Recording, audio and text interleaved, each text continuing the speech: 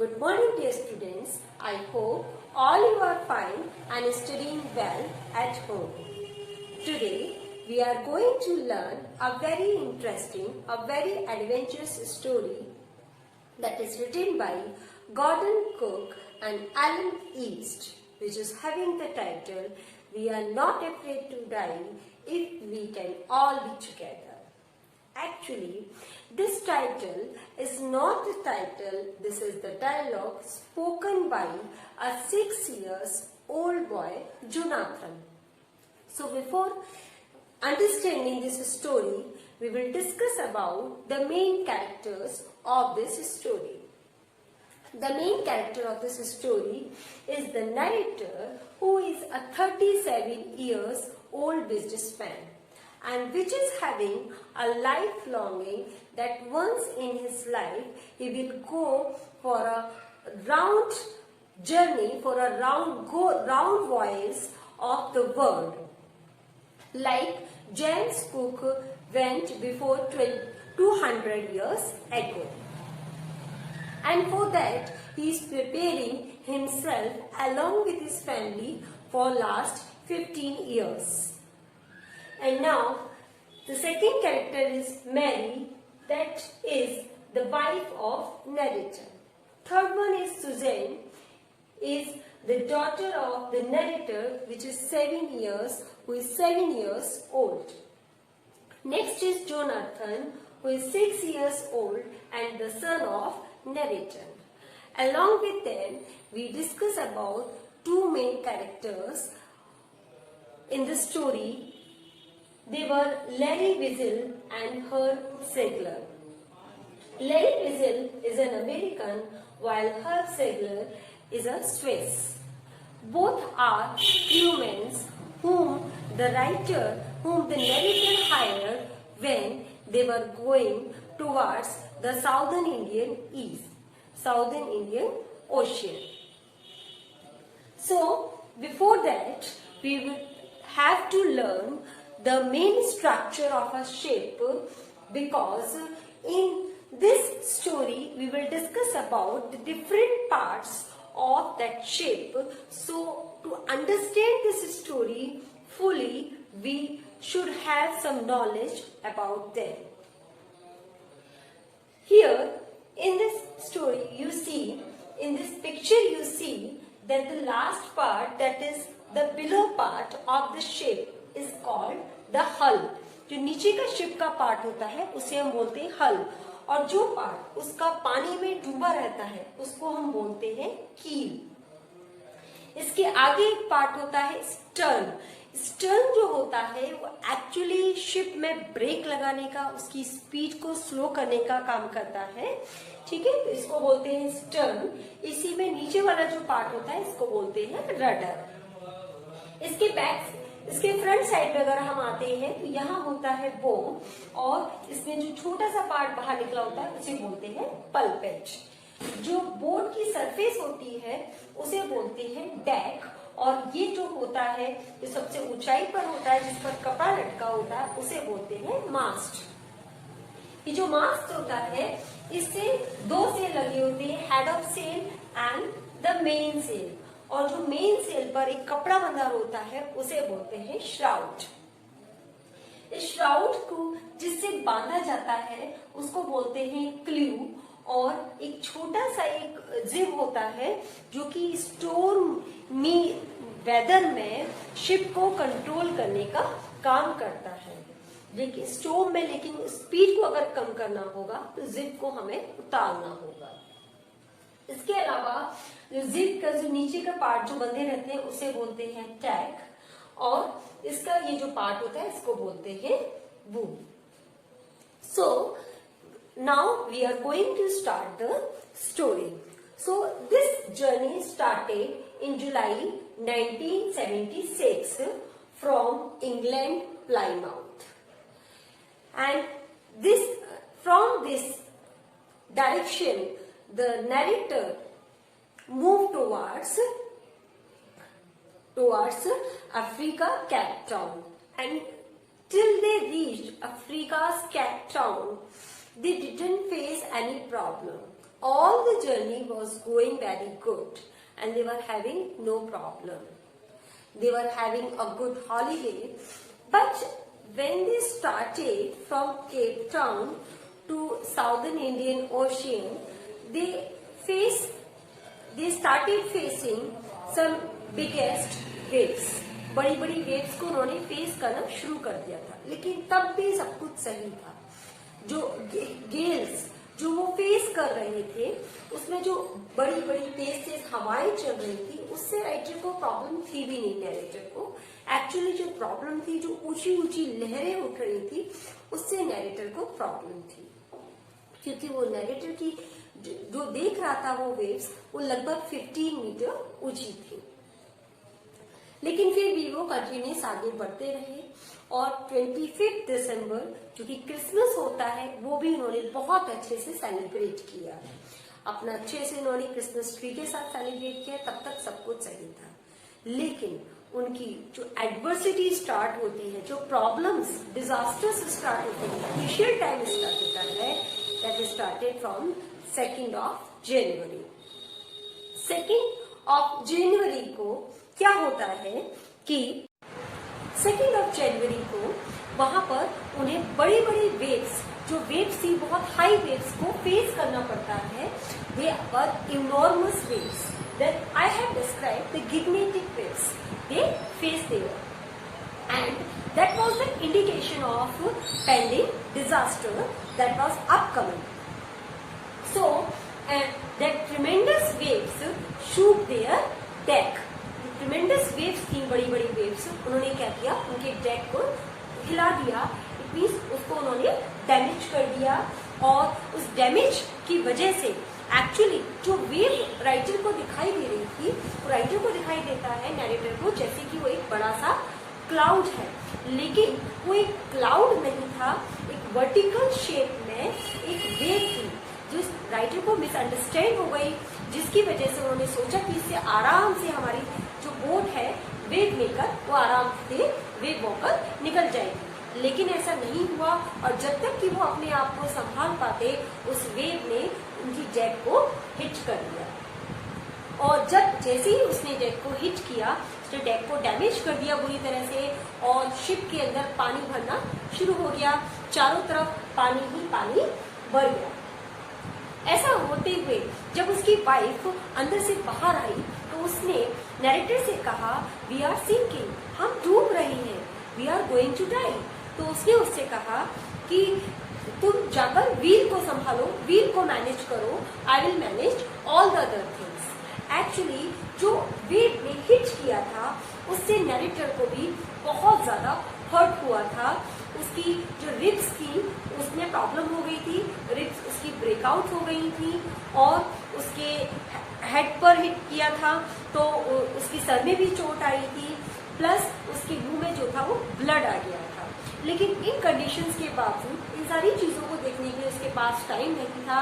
वो व्हील को कैसे न कैसे मैनेज करके अपनी वाइफ मैरी को पकड़ाता है, और फिर वो अंदर जाता है. सबसे पहले अपने जो बच्चे हैं उनके हालचाल को पूछता है.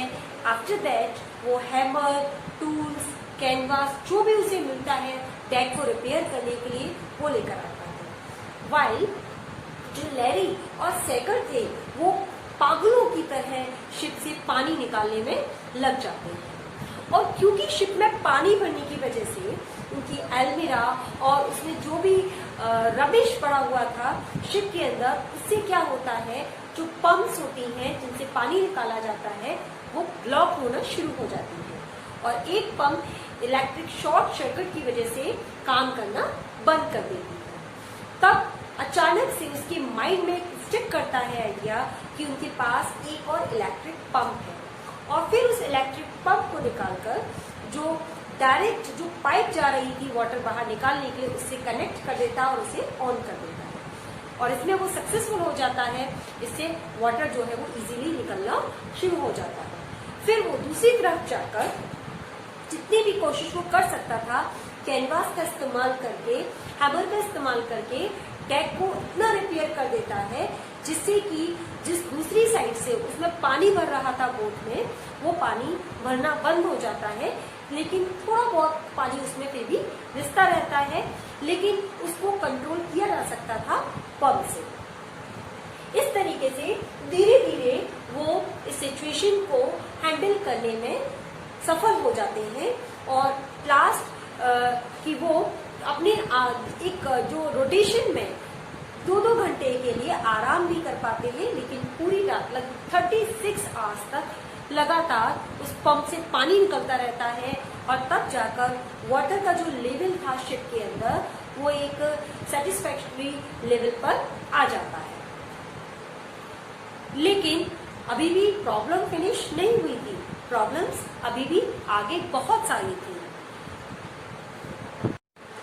जनवरी 3 को मॉर्निंग में जब वो सुबह उठते हैं, सुबह देखते हैं कि वाटर लेवल उनके कंट्रोल में आ चुका है, तब उनको समझ में आता है कि वेव को हिट किए हुए लगभग 15 आवर्स हो गए हैं और अब सिचुएशंस उनके अंडर कंट्रोल आ गई। उसके बाद जब पानी आराम से निकल चुका होता है, वो बोट को दोबारा से इंस्पेक्ट करता है और इस डिसीजन पर पहुंचता है कि बोट जो थी बहुत ज्यादा डैमेज हो चुकी थी और अब वो ऑस्ट्रेलिया नहीं जा सकते थे उस बोट के थ्रू। उन्हें कहीं बीच में रुकना, हॉल्ट करना पड़ेगा और वहां पर उस अपनी बोट को रिपेयर करना पड़ेगा, तभी वो आगे बढ़ पाएंगे। अपने सारे कैलकुलेशंस और मैप को लेकर वो अपने माइंड में सोचता है, कैलकुलेशंस करता है, समझता है और फिर उसके माइंड में आता है कि यहाँ पास में 2 आइलैंड्स उनके समझ में आते हैं, जिनमें से एक आइलैंड उनके ज्यादा पास था।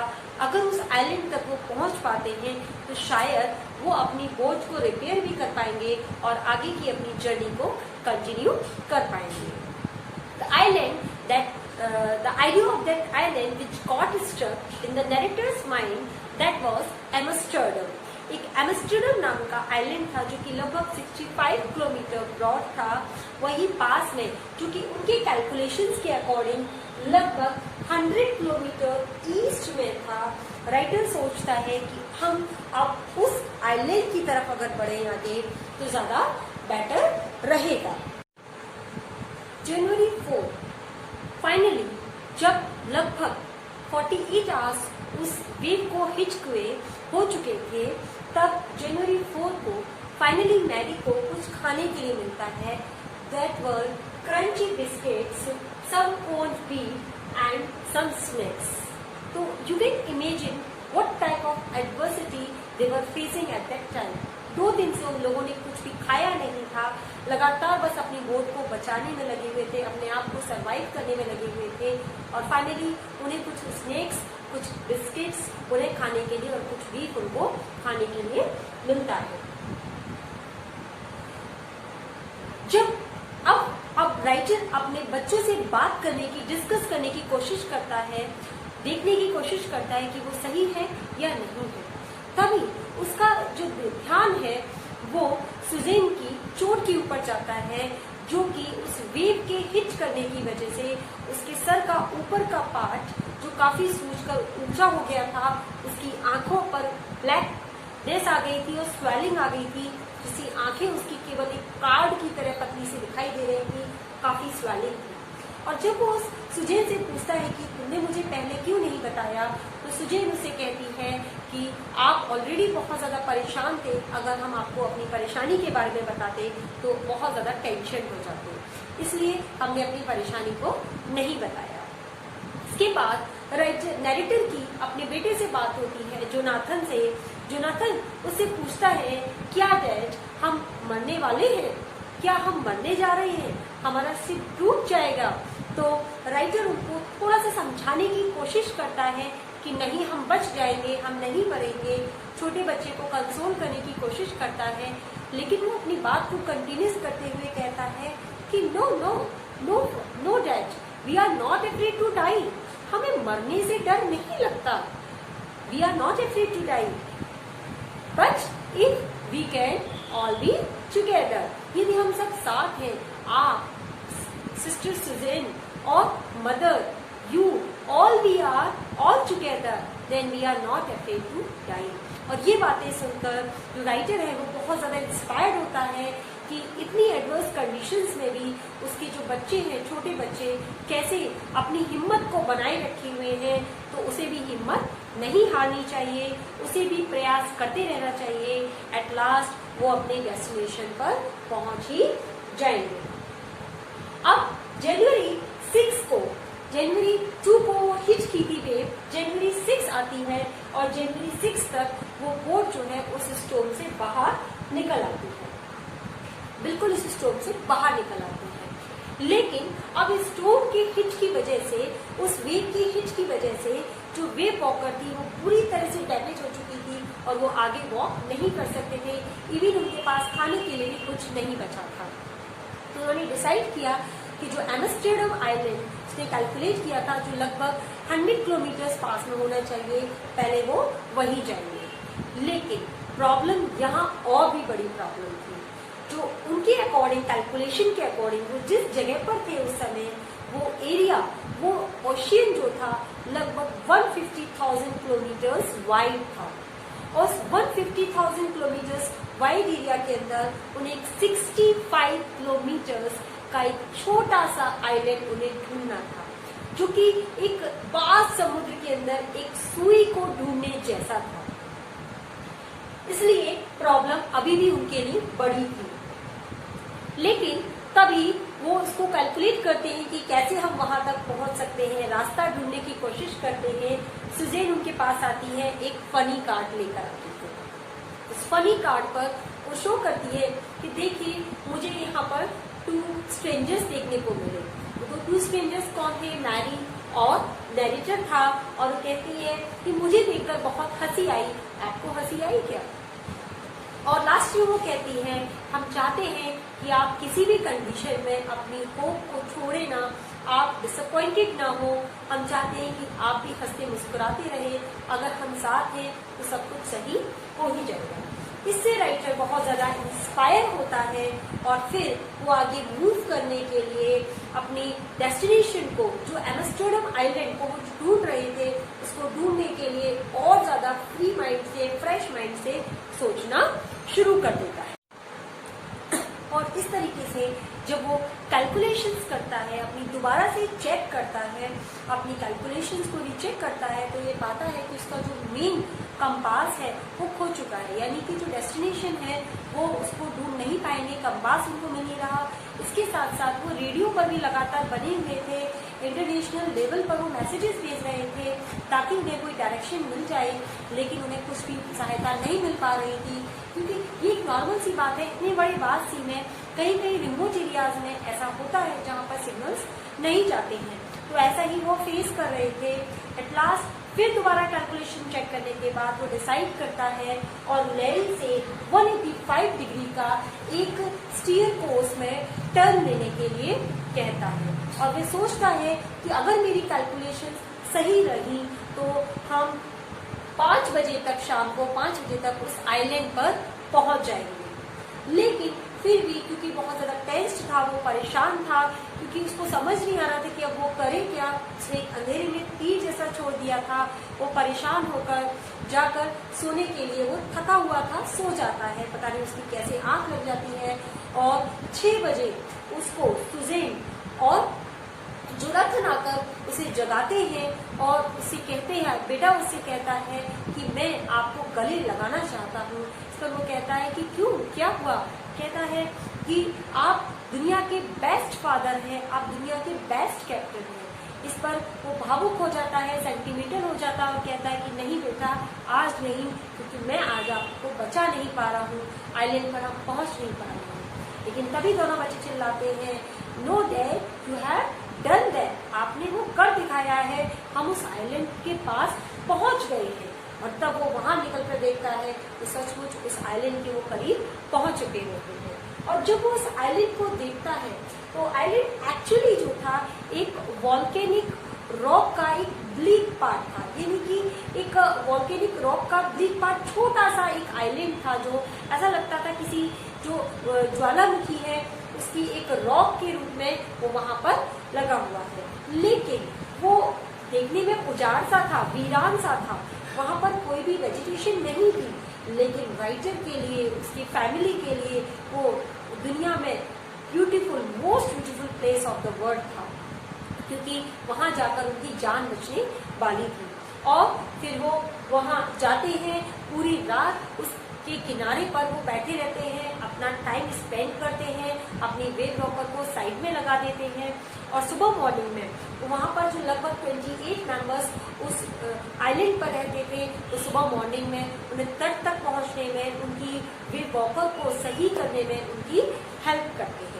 और इस तरीके से वो इस एडवर्सिटी टाइम से, इस प्रॉब्लम से वो बाहर निकल पाते हैं। और इस समय लास्ट में नैरेटिव कहता है कि मैं इस समय सोचता हूँ कि कैसे हमने प्रॉब्लम्स को फेस किया, कैसे मेरी वाइफ मैरी ने व्हील को संभाले रखा, कैसे लैरी और सेगलर ने कंटिन्यूस पागलों की तरह पानी बाहर निकाला, मेरा सपोर्ट किया, कैसे दो छोटे बच्चों ने जिन्हें मरने से डर नहीं लग रहा था, और ये बेटा मेरा जिसको मरने से डर नहीं लग रहा था, वहीं दूसरी ओर मेरी बेटी जो खुद इतनी ज्यादा इंजर्ड हो गई थी, उसका पूरा हेड स्वेल हो चुका था, सूज चुका था उसका पूरा हेड, आंखें उसकी ब्लिंक कर रही थी स्वेलिंग की वजह से। और इवन आप इससे अंदाजा लगा सकते हैं कि जब हमने इस जर्नी को खत्म किया तो उसके 6 माइनर ऑपरेशंस हुए, क्योंकि उसके ब्रेन में क्लॉटिंग हो गई थी। उन क्लॉट्स को निकालने के लिए हमें 6 माइनर ऑपरेशंस करने पड़े। तो कितनी पेन से, कितनी प्रॉब्लम से वो सभी गुजरे, लेकिन उन्होंने अपनी होप, अपनी हिम्मत को छोड़ा नहीं। इसी तरीके से अगर हम लाइफ में अपनी करेज, अपनी हिम्मत, अपनी स्ट्रॉन्ग विल पावर को अगर छोड़े ना, तो हम लाइफ में कुछ भी अचीव कर सकते हैं, कुछ भी सक्सेसफुल हम हो सकते हैं। यही राइटर यहाँ पर मैसेज आपको देना चाहता है कि एक तो सबसे बड़ी बात, जब भी हम लाइफ में प्रॉब्लम्स को फेस करते हैं तो हमारे अपनों का साथ होना, हमारे रिलेटिव्स का साथ होना, हमारे फैमिली का साथ होना बहुत जरूरी होता है। वहीं दूसरी ओर हमारा करेजियस होना, स्ट्रांगली डिटरमाइंड होना, स्ट्रांग विल पावर का होना उतना ही ज्यादा जरूरी होता है। तो आई होप आपको ये स्टोरी समझ में आई होगी। नेक्स्ट आगे हम इसके क्वेश्चन आंसर डिस्कस करेंगे। Till then take care and study at home.